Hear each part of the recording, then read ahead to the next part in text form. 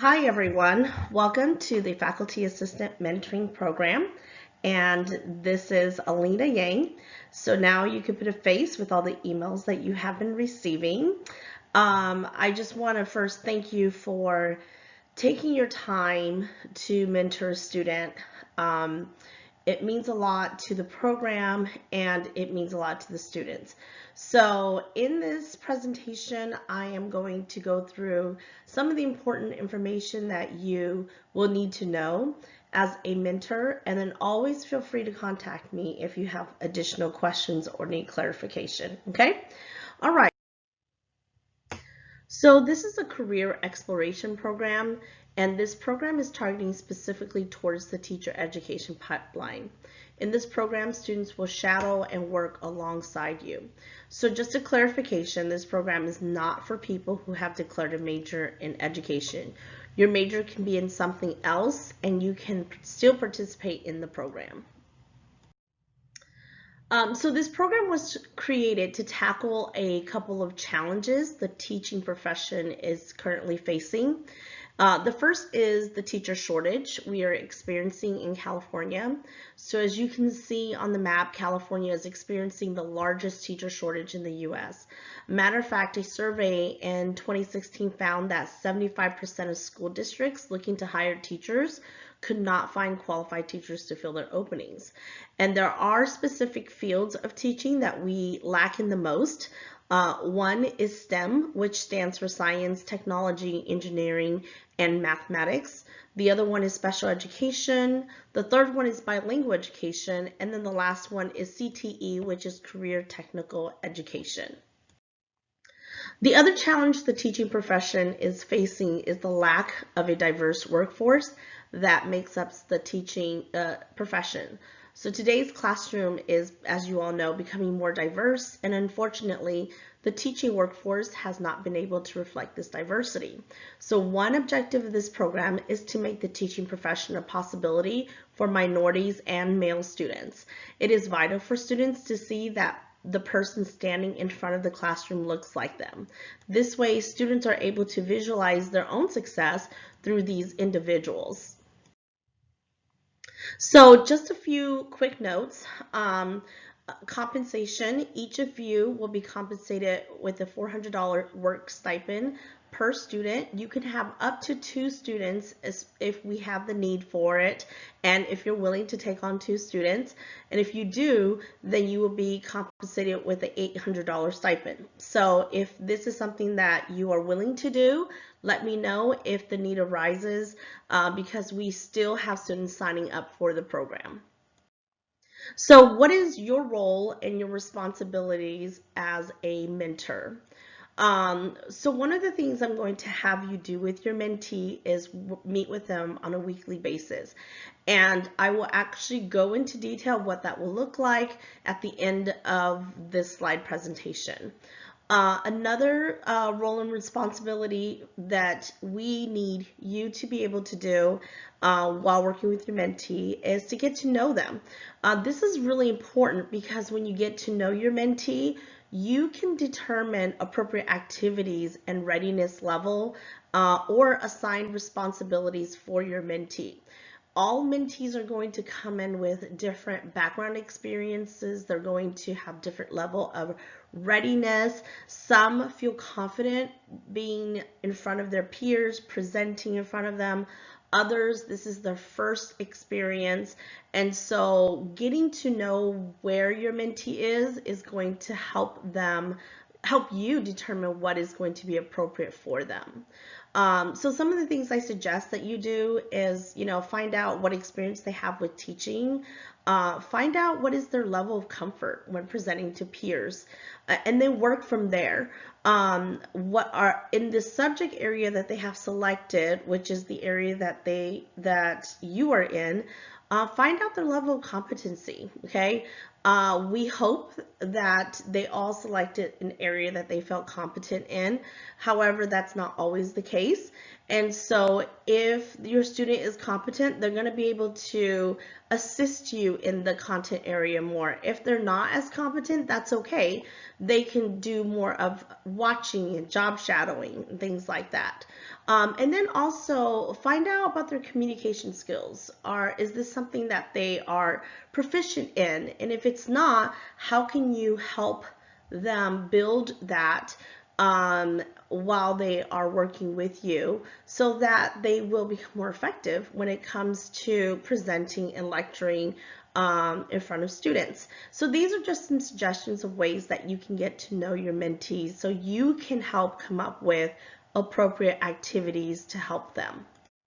Another responsibility is this goes back to number 2, determining the readiness level to lecture present to the class. This is important because I don't want you all to panic.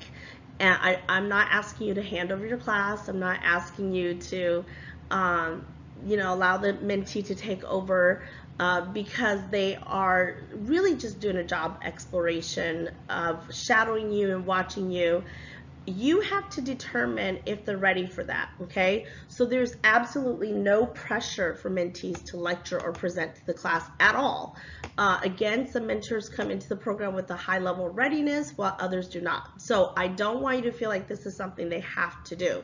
Something else to consider is depending on the progress and ability of the mentee, mentors are, if you feel like they're ready, feel free to have them or if they eventually get there and you see that they have the ability to, feel free to encourage them to try to conduct a lecture or part of a lecture or presentation towards the end of the program. And if this is the case, make sure that this mentee has a lesson plan and it's prepared by the mentee, and you have looked over everything so that they are prepared for this and they're set up for success. Mentees and mentors can choose to co-teach also. So co-teaching is basically teaching the same lesson, but your mentee might review the homework and then hand over the lecturing to you, and then you can hand over maybe going over the assignment with the students. You're kind of doing a ping pong, you're both teaching together, but you're giving some sections of the lesson or the whole lecture period, you're giving some of that section over to your mentee. And this is a great way to scaffold them into feeling more confident and working on some of the communication skills that you are wanting them to improve in. So co-teaching is always an option, and it's one that I strongly encourage if this is something your mentee is ready for. And again, I'm going to stress this once more: if the mentee is not ready, there's no obligation to conduct lectures or presentations at all, okay? Provide appropriate support to ensure their success. Be available for the mentee, and then sign and verify documents and paperwork mentees need for the program. So those are some of the important roles and responsibilities that you will have. You won't ever need to worry about keeping up with documents and paperwork. The mentee will be responsible for all those things. All you need to do is sign and verify like schedules and time cards and things like that. So you don't ever need to worry about paperwork. So I just want to briefly go over the roles and responsibilities of mentees so you sort of have an idea of what we were looking for and then what we expect them to do. So just really quick, this was the minimum eligibility requirement for mentees, and the minimum GPA is a 2.5, okay? And so nothing lower than that, and all mentees must be full-time students. Under the faculty oversight and supervision, these are some things that we suggest mentees can do to help, but again, you as the mentor get to make the final decision. They can be things like just holding tutoring sessions, lead discussions. They can help you prepare materials for the classroom. I know that we're not holding any labs at this time. They can help with designing and preparation lesson plans or quizzes. They can proctor exams. They can just simply observe all the things that you do as a professor. Now, these are some things that we would say are not the responsibilities of mentees, and so that we don't, and these are common sense things, and so I'm not really concerned about them, but it's important to just have them written down so we all are on the same page. So mentees are not responsible for intellectual instructional content. Of course, you would know that already. They are not responsible for selecting what students are going to do in your classroom, planning for exams, defining policies and final course grade. They're not instructing the entire enrollment of a course, or nor are they providing instruction, the entire instruction of a group of students for a prolonged period of time. And then the other part is we really don't want them to have anything to do with grading or inputting grades, because this is confidential information. So that last piece is really, really important. They really should not have access to your Canvas grade. If you want to add them into Canvas, there are other options, like you can add them as an observer, or you can add them as a teacher assistant, if I'm correct. And so if you add them in as those roles, they should not and will not be able to see your grade book. Okay, so that's something really important to keep in mind. Other possible activities that mentees can participate in is they can participate in department meetings or even committee meetings that you're involved in. Participate in your office hours. If you are doing like a chat time and you have your chat box is open, they can be available during that time to see what's going on. Just be creative on all the ways that you can show the mentee the different components and of what it takes to really be a college professor. And then, of course, any additional LBCC activities that you're involved in, because I know a lot of you do different things, and so it's really good for them to see that you don't just teach, okay? You have a lot of other responsibilities as well. So this is really important about policy guidelines, and I'm going to go through these as quickly as possible. This information is in the handbook that I've attached to the email that I sent out, so you can go back into the handbook to find a lot of this information, okay? So with COVID-19, student mentees should be interacting with you and other students remotely. At this time, no student mentees are on campus, okay? And discussions between mentors and mentees are considered confidential. So be careful and be aware about sharing sensitive personal matters. And that includes information about your students also. Okay, they are still, even though they're mentee, a lot of the students in your class are their peers.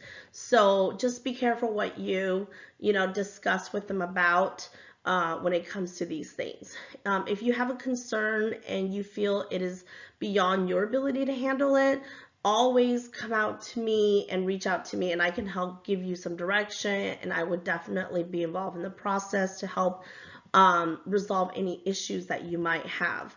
A mentor that is assigned with 2 more mentee, you're allowed to meet with the mentees at the same time if an activity can be accomplished in a group session. So that's absolutely okay. If a mentee is not performing or doing what they need to do, there is a termination process. And one of the things is, we encourage you to resolve that with your mentee first and document those conversations you're having with your mentee. And after several conversations, if you don't see any improvement, reach out to me as well, and we will have something written down, and I will step in to also intervene in the situation. And then, of course, I'm going to inform mentees that if they feel like they're treated unfairly, there's also a process that we will have in place to support and to listen to them as well. So these are just some guidelines to think about. So one of the important things about weekly meetings with mentees that I encourage all of you to have is to hold these meetings, and these meetings can count towards the 23 hours that they're required to complete. Really, anything they do when it comes to planning lessons, observing, attending department meetings or committee meetings, if they are meeting with you, all of those things count towards their 23 hours. So it won't take them very long to finish them if they are meeting with you and doing all these things on a weekly basis. So when you meet with your mentees, some suggested topics that you can cover is to review and reflect for the week or the past week. And this can be something that the mentee have observed, teaching experiences, activities, student interaction. All of these are great things to reflect on. Provide feedback on any teaching experience that the mentee had or lesson plans. Always select 1 or 2 areas to focus on at a time. Yes, for some it could be just such an awful lesson and you can point out 10 different things, but if we can focus on a few things at a time, we can really see improvement. And then set up goals for the upcoming week when you meet. So what are we going to do next week? What do we want to see you do next week? These conversations help ensure that there's progress and the mentee is moving and gaining more experience. Other additional possible topics that you can talk about with your mentee, because this is a job exploration program, is share a little bit about your journey to a career in teaching. This is really important because there's a lot of misconception about how to become a teacher even at the college level. Share about the pros and cons of your job. What do you love about it, and what are some things that you just don't care about? Feel free to pull up the annual salary sheet and talk to them about what do we really get paid, okay? Balance of job and personal life, and how to be, competitive in this field. And so these are all valuable things that I think your mentee can really gain from in this program, okay? So finally, this is a sample timeline and pacing guide. Again, the key word is this is a sample timeline. So not all of your mentees are going to follow this timeline. This is also in your handbook, so you're welcome to go back in there and look at this timeline. Students will need to complete, again, a minimum of 23 hours for the program, and every student's timeline is going to look different. Some will not co-teach at all. Some might co-teach halfway through because they are very comfortable with the course content and they've had a working relationship with you already. And so this is just a sample timeline to really kind of help you as a mentor to see how you could guide them and get them moving. I know I put down 8 weeks, but this is, again, not relevant for everyone. It just changes. So if it's like 8 weeks, this is like approximately 3 hours a week that they are using to either observe and talk with you and meet with you. And so this is an average of 3 hours a week. Some might be able to do more. Some might do 5 hours. Some might do 2 hours. And so they have until the end of, I want to say, the first week of December to complete their 23 hours. So if they start early and they do 2 hours a week, they will have plenty of time to finish that. So when your mentee is ready to start, look at the overall timeline, how much time you have left in the semester, and then how many hours do they need to do each week to ensure they get those 23 hours in. Okay, so this concludes my presentation on your roles and responsibilities. Again, if you have questions, feel free to reach out to me. I'm here and I'm looking forward to working with you. Once again, thank you so much for your time and commitment to the students.